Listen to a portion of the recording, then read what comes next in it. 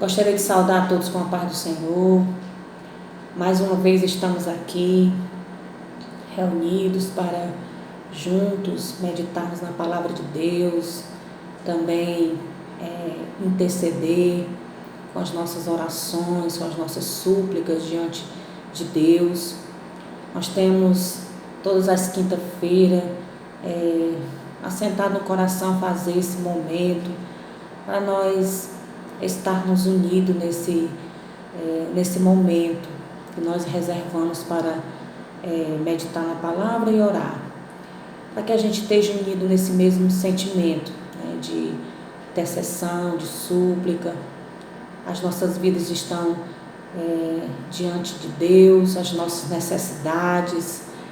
Sabemos que estamos passando dias difíceis, mas a nossa confiança está no Senhor. E todas as quinta-feiras nós temos reservado esse momento para meditar na palavra e orar. E é esse o nosso propósito. Nós vamos aqui utilizar um texto que está no Evangelho de João, no capítulo 17, versículo 20 a 23, que diz assim: Eu não rogo somente por estes, mas também por aqueles que pela sua palavra hão de crer em mim, para que todos sejam um, como tu, ó Pai, o és em mim, e eu em ti, que também eles sejam um em nós, para que o mundo creia que tu me enviaste. E eu dei-lhes a glória que a mim me deste, para que sejam um, como nós somos um. Eu neles e tu em mim, para que eles sejam perfeitos em unidade, e para que o mundo conheça que tu me enviastes a mim, e que tens amado a eles como me tens amado a mim.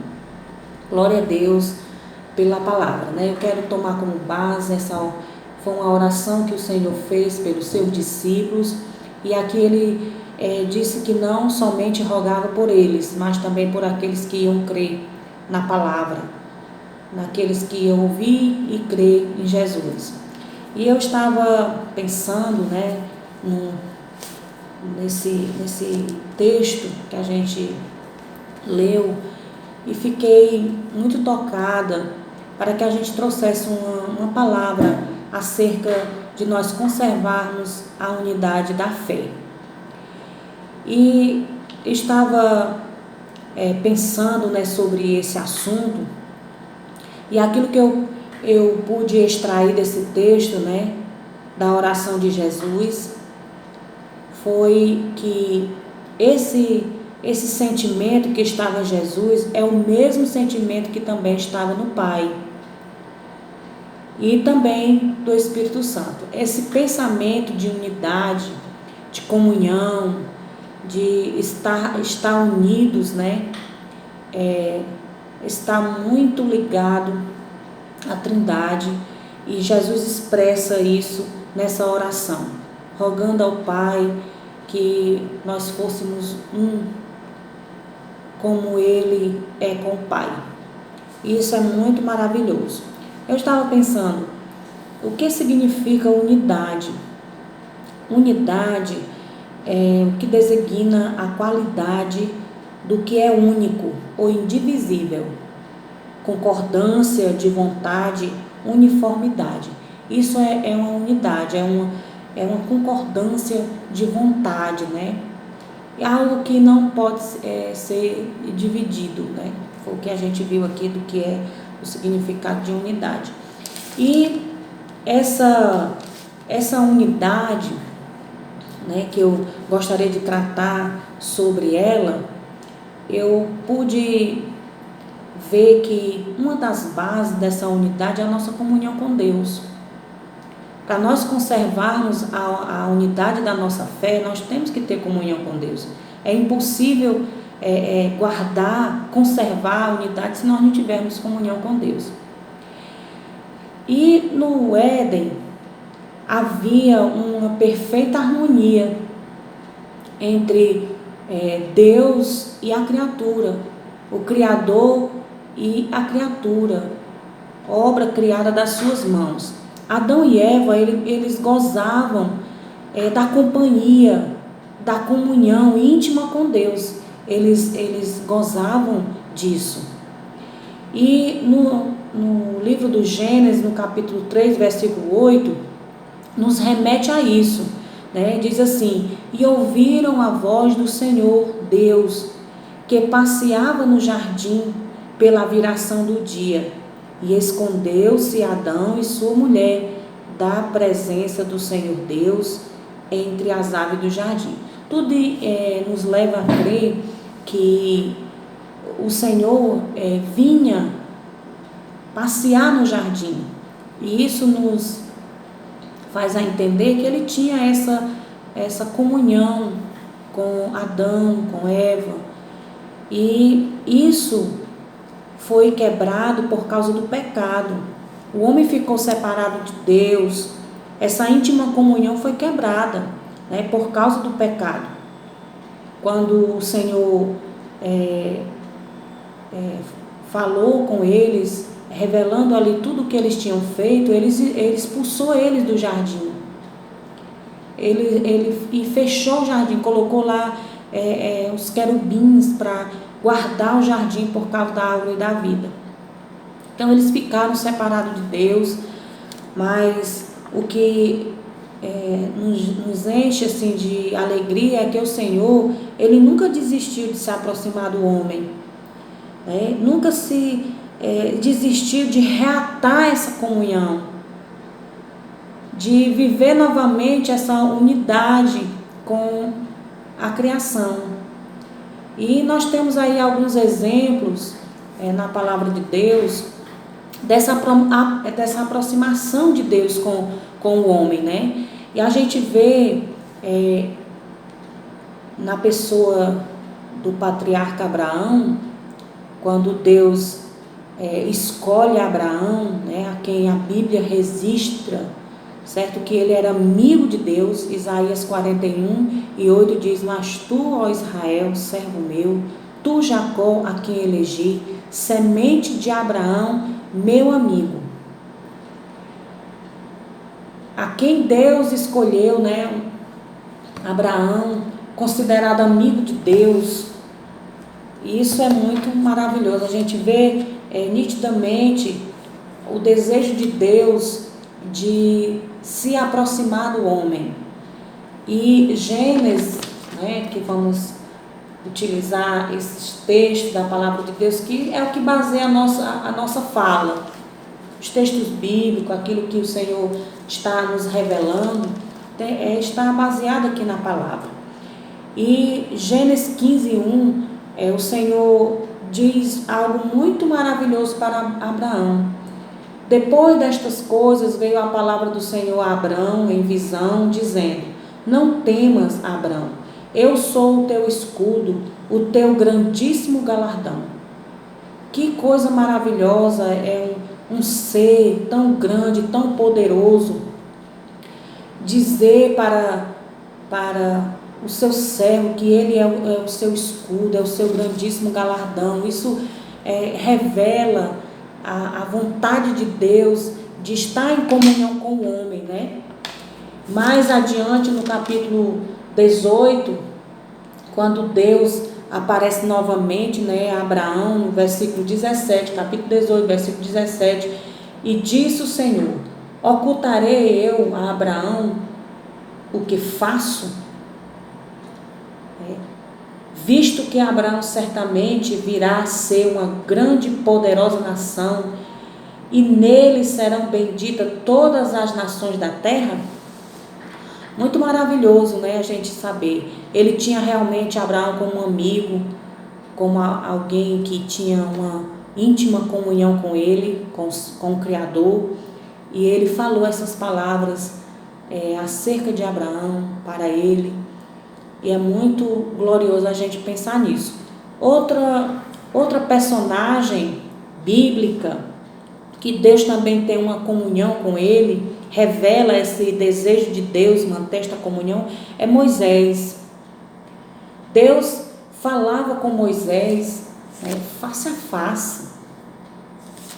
No texto aqui de Êxodo capítulo 33, a partir do versículo 7, muito maravilhoso esse momento de Moisés com Deus. Diz assim a palavra do Senhor: e tomou Moisés a tenda e a estendeu para si fora do arraial, desviada de longe do arraial, e chamou-lhe a tenda da congregação. E aconteceu que todo aquele que buscava o Senhor saía à tenda da congregação que estava fora do arraial. E aconteceu que, saindo Moisés à tenda, todo o povo se levantava, e cada um ficava em pé à porta da sua tenda, e olhava para Moisés pelas costas, até que ele entrava na tenda. E aconteceu que, entrando Moisés na tenda, descia a coluna de nuvem, e punha-se à porta da tenda, e o Senhor falava com Moisés.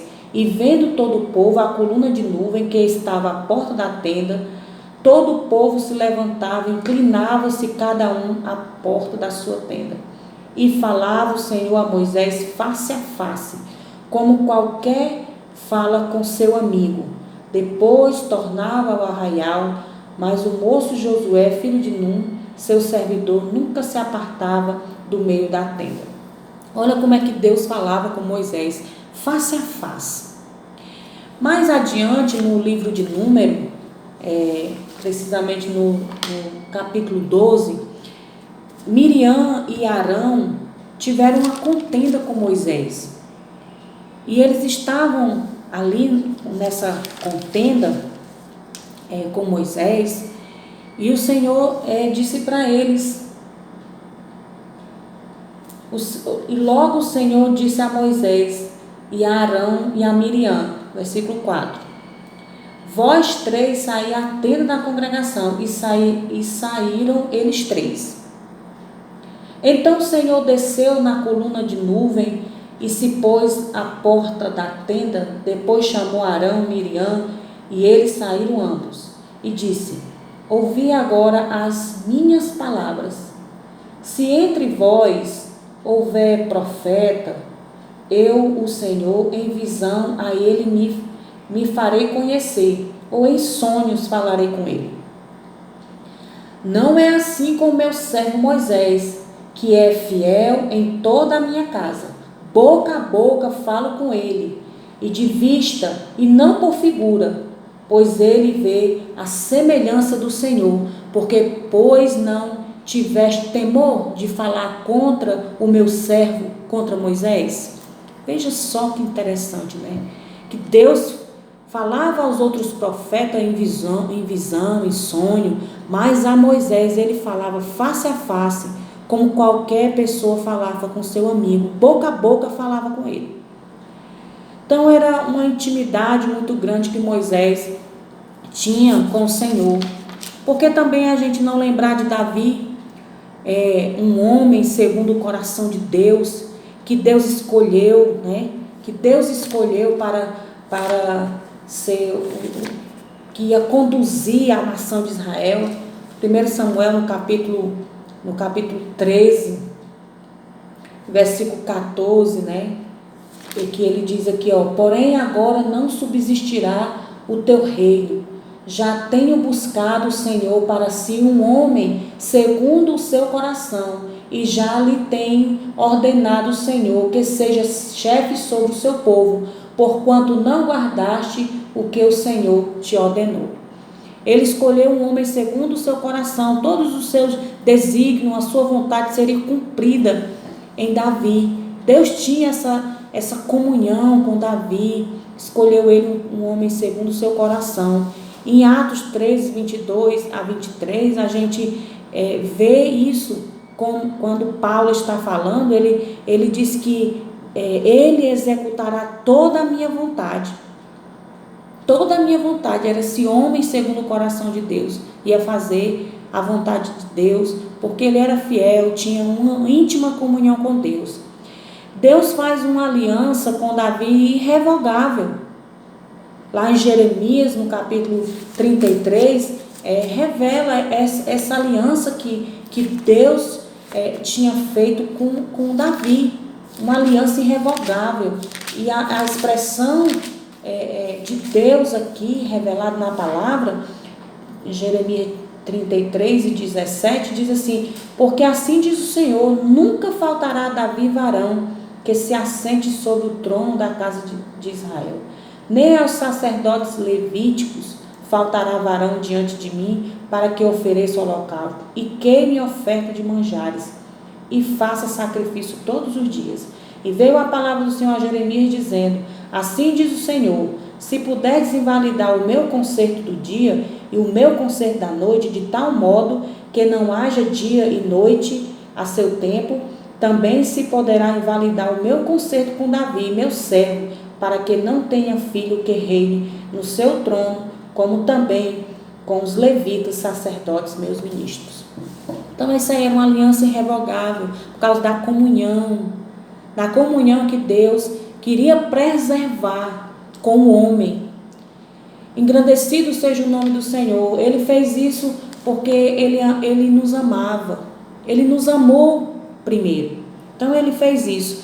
E Deus mostra a sua vontade de reconciliar, de restaurar essa comunhão que havia sido quebrada pelo pecado. Deus demonstra isso ao longo da história, nessas 3 personagens que eu trouxe como exemplo, de como Deus preservou essa comunhão.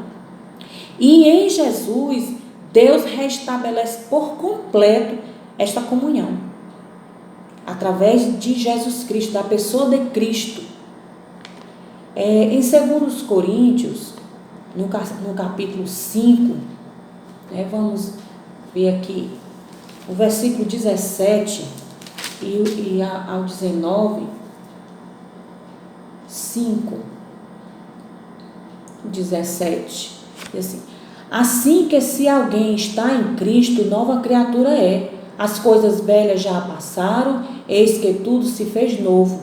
E tudo isso provém de Deus, que nos reconciliou consigo mesmo por Jesus Cristo e nos deu o ministério da reconciliação. Isso é, Deus estava em Cristo reconciliando consigo o mundo, não lhes imputando os seus pecados, e pôs em nós a palavra da reconciliação.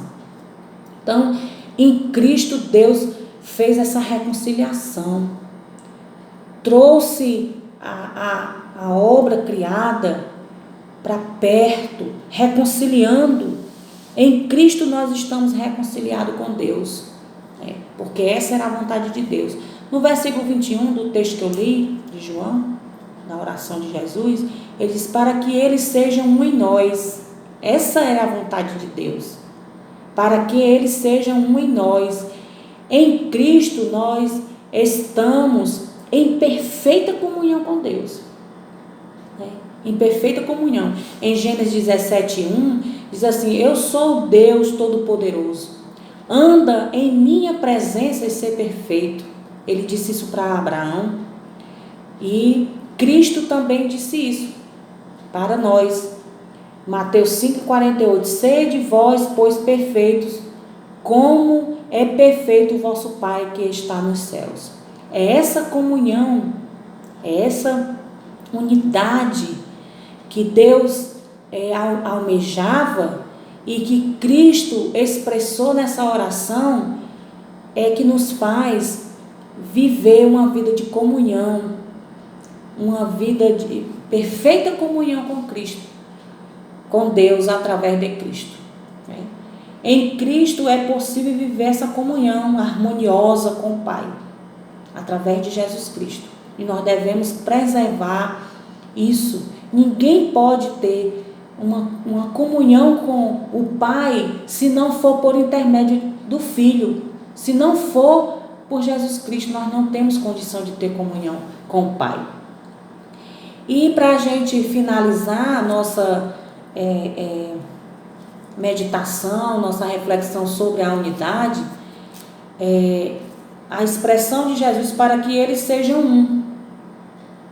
Ele está falando da nossa comunhão uns para com os outros, certo? Se nós fomos já reconciliados com Deus por meio de Jesus Cristo, nós temos a comunhão com o Pai, estamos em Jesus, agora nós temos essa paz com Deus, nós precisamos realmente estarmos unidos. Romanos capítulo 5, versículo 1, diz assim: sendo, pois, justificado pela fé, temos paz com Deus, por nosso Senhor Jesus Cristo. Já fomos reconciliados, já estamos reconciliados com Deus por meio de Jesus Cristo. E isso faz que nós sejamos um com Cristo e uns para com os outros. E na carta de Paulo aos Efésios, demonstra essa unidade, essa comunhão, né? Efésios 4, versículo 1 diz: rogo-vos, pois eu, preso do Senhor, que andeis como é digno da vocação com que foste chamado, com toda a humildade, mansidão, com longanimidade, suportando-vos uns aos outros em amor, procurando guardar a unidade do Espírito pelo vínculo da paz. Há um só corpo, um só Espírito, como também foste chamado em uma só esperança da vossa vocação. Um só Senhor, uma só fé, um só batismo, um só Deus e Pai de todos, o qual é sobre todos e por todos e em todos. Isso é a unidade da igreja, da nossa fé, a unidade do corpo de Cristo. E é responsabilidade nossa, como membro do corpo de Cristo, guardar a unidade da fé. O Senhor, Ele sempre quis, o nosso Deus sempre quis ter essa reconciliação com o homem. E por meio de Jesus Cristo nos reconciliou. Mas é dever nosso, como membro da igreja, guardar a unidade da fé. Devemos nos mantermos unidos. E Jesus nos ensina isso, lá em Mateus, no capítulo 22, quando ele é interrogado acerca de qual seria o maior mandamento. Jesus nos ensina perfeitamente essa unidade, tanto com o Pai, como uns para com os outros. Veja só aqui, capítulo 22 de Mateus, eu vou ler só do versículo 37, e Jesus disse-lhe: amarás o Senhor teu Deus de todo o teu coração, de toda a tua alma, de todo o teu entendimento. Este é o primeiro e grande mandamento. E o segundo, semelhante a este: amarás o teu próximo como a ti mesmo. Desses dois mandamentos dependem toda a lei e os profetas. Isso nos revela que nós devemos nos manter unidos. Primeiro João, na epístola de 1 João, a gente vai ver no capítulo 2, o versículo 6, ele diz assim, aquele que diz que está nele, também deve andar como ele andou. Ele está nos ensinando. Jesus Cristo, ele manteve essa comunhão com o Pai e está nos ensinando a mantermos também essa mesma comunhão, essa mesma união uns com os outros. Amar a Deus e ao seu próximo. Amar a Deus e ao seu próximo. Esse é o ensino de Jesus. E a nossa comunhão uns para com os outros. Em João 2:8, nós vamos ver isso aí. Outra vez vos escrevo um mandamento novo, que é verdadeiro, nele e em vós, porque vão passando as trevas, e já a verdadeira luz alumia. Aquele que diz que está na luz e aborrece o seu irmão, até agora está em trevas. Aquele que ama o seu irmão está na luz, e nele não há escândalo. Mas aquele que aborrece o seu irmão está em trevas, e anda em trevas, e não sabe para onde deve ir, porque as trevas lhe cegaram os seus olhos.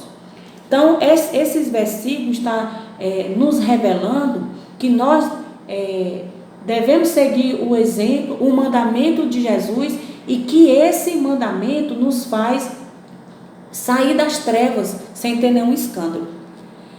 E foi o próprio Senhor que nos ensinou isso, que nós devemos nos aperfeiçoar no relacionamento uns para com os outros. Romanos 15, né? Já estou quase encerrando, né, a nossa meditação. Romanos 15, no versículo 1, diz assim: mas nós que somos fortes devemos suportar as fraquezas dos fracos e não agradar a nós mesmos. Portanto, cada um de vós agrade ao seu próximo no que é bom para a edificação, porque também Cristo não agradou a si mesmo, mas como está escrito, sobre mim caíram as injúrias dos que te injuriavam. Então, devemos aperfeiçoar o nosso relacionamento suportando as fraquezas uns dos outros, perdoando uns aos outros. Isso é como nós devemos aperfeiçoar o nosso relacionamento. Colossenses, no capítulo 3 e o versículo 12, diz assim, o 12 e o 13: revestis, pois, como eleitos de Deus, santos e amados, de entranha de misericórdia, de benignidade, humildade, mansidão, longanimidade, suportando-vos uns aos outros e perdoando-vos uns aos outros. Se alguém tiver queixa contra o outro, assim como Cristo vos perdoou, assim façais vós também, perdoando uns aos outros, ajudando a levar as cargas uns dos outros. Essa é a maneira também como nós devemos aperfeiçoar o nosso relacionamento uns para com os outros. Em Gálatas, no capítulo 6, vamos ver aqui como é que diz, né? Eu estou baseando aqui toda essa meditação aqui nesses versículos. Gálatas 6 e o versículo 1: irmão, se algum homem chegar a ser surpreendido em alguma ofensa, vós que sois espirituais, encaminhai o tal com o espírito de mansidão, olhando por ti mesmo, para que não sejais também tentado. Levai as cargas uns dos outros, e assim cumprireis a lei de Cristo. Porque se alguém cuida ser alguma coisa, não sendo nada, engana-se a si mesmo. Que coisa maravilhosa, né, meus irmãos? Que coisa maravilhosa. E 1 João 3, 11 a 18, vai também nos dizer como nós devemos amar. Então, como nós vamos aperfeiçoar o nosso relacionamento uns para com os outros? Suportando as fraquezas uns dos outros, ajudando levar as cargas uns dos outros, perdoando-vos uns aos outros e amando-vos uns aos outros. Essa é a maneira de nós suportarmos e desenvolver, aperfeiçoar o nosso relacionamento, a nossa comunhão, para poder preservar a unidade da fé, a unidade do corpo de Cristo. Como nós devemos, né, já expliquei, devemos conservar a unidade, pois é a vontade de Deus. Por quê? Porque nós somos membros uns dos outros. Romanos 12, 5 diz: assim nós que somos muitos, somos um só corpo em Cristo, mas individualmente somos membros uns dos outros.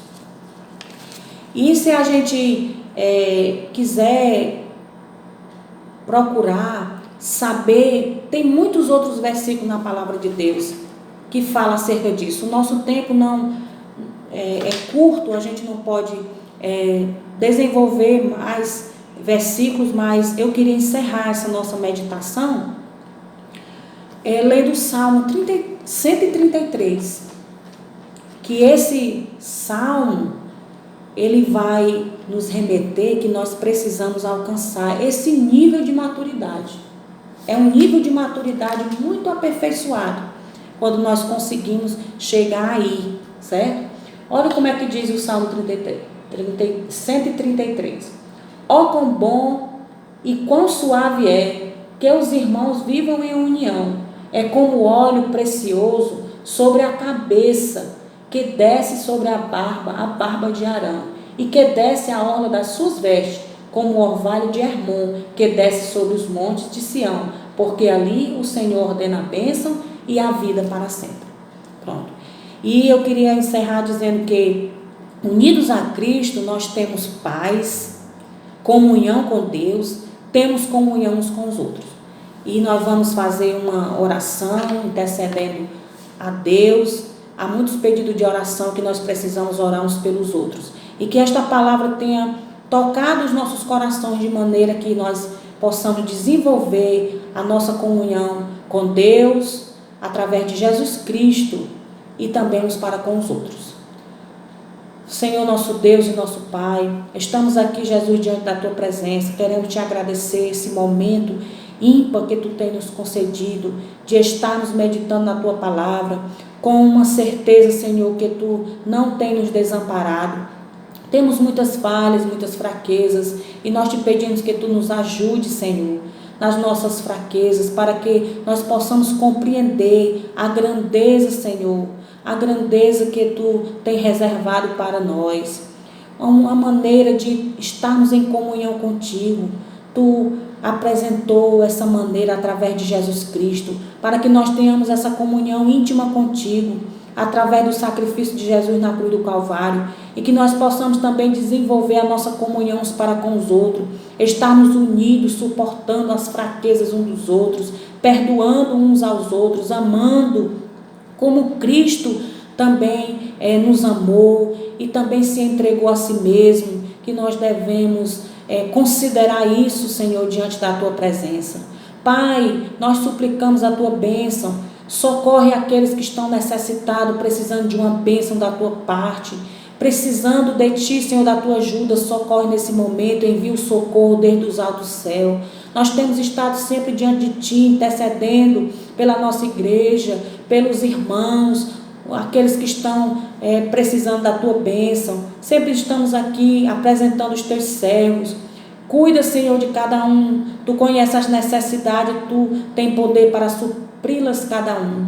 Nós entregamos diante de Ti a nossa nação, as dificuldades que nós estamos enfrentando nesses últimos dias, as autoridades constituídas. Ó Senhor, nós apresentamos cada uma delas, aqueles que estão, Senhor, imbuídos nessa luta de preservação da vida, aqueles que estão na linha de combate. Meu Deus, nós Te pedimos que Tu ajude a eles a dar o melhor de si e também sair vitoriosos, meu Pai.